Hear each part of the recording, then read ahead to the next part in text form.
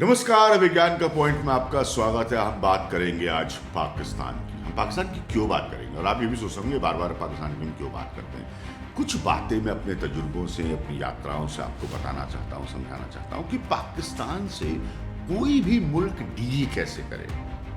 इसके लिए इतिहास में जाना बहुत जरूरी है कि जब से ये मुल्क बना, जब से ये देश बना, तब से लेकर आज तक किसी भी इस देश के नेता ने टॉप चेयर पर बैठने के बाद पूरा कार्यकाल किया ही नहीं।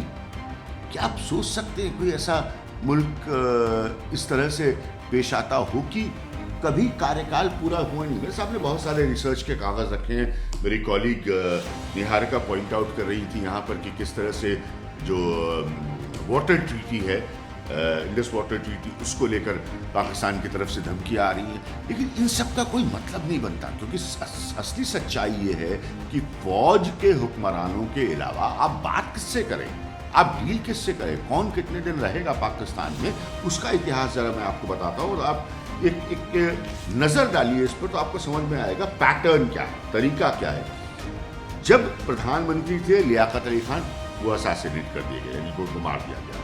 उसके बाद जुल्फिकार अली भुट्टो, बेनजीर के वालिद जो थे, उनको किस तरह से एग्जीक्यूट किया गया आपको याद होगा।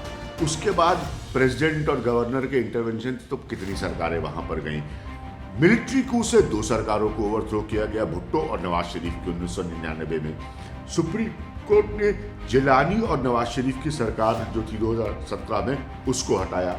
उसके बाद नो कॉन्फिडेंस वोट से इमरान खान की सरकार हटाई गई 2022 में। जो अभी तक हम सवाल पूछ रहे हैं कि इमरान की सेहत कैसी है, इमरान ठीक है, ये सवाल मैंने खुद पूछा है, जबकि मैं बार बार कहता हूँ मैं इमरान खान को कोई वकील नहीं लगाऊं। लेकिन ये पैटर्न्स जो हैं, ये आपको बड़ी गजब कहानी बताते हैं पाकिस्तान के बारे में। कुछ और मैं आपको ज़रा बताता हूँ। 1958 में, सोचिए कितना नौजवान ये मुल्क रहा होगा, लेकिन 1958 में ही पहला मिलिट्री कू हो चुका था। उसके बाद 1977 में हुआ, जुल्फिकार अली भुट्टो को हटाया गया, बाद में एग्जीक्यूट किया गया। 1999 में मिलिट्री कू हुआ।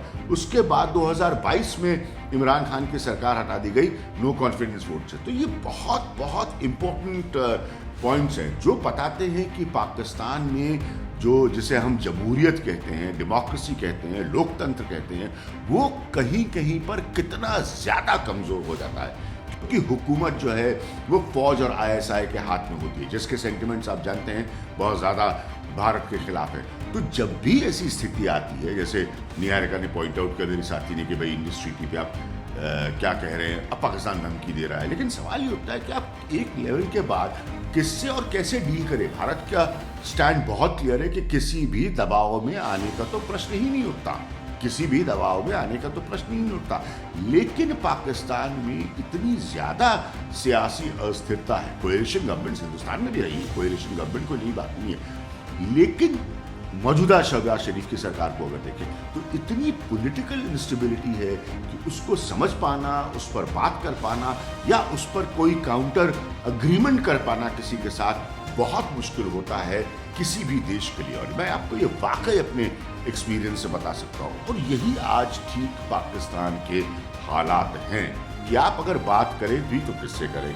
अगर वो अपनी हरकतों को नहीं रोकते, अगर वो हमारे ऊपर प्रहार नहीं करते, जैसा मैंने आपको पहले एक वीडियो में बताया कि किस तरह से चाइना की आर्टिलरी जो है हमारे खिलाफ इस्तेमाल होती है, तो मूलतः पाकिस्तान का इतिहास खुद गवाह है और ये बताता है कि पाकिस्तान में सरकारें कमज़ोर होती हैं, लोकतंत्र कमज़ोर होता है, और इसीलिए भारत के लिए डील करना एक चुनौती है और आगे भी चुनौती रहेगी। लेकिन भारत अपने स्टैंड पर कायम है, कायम भी रहना चाहिए।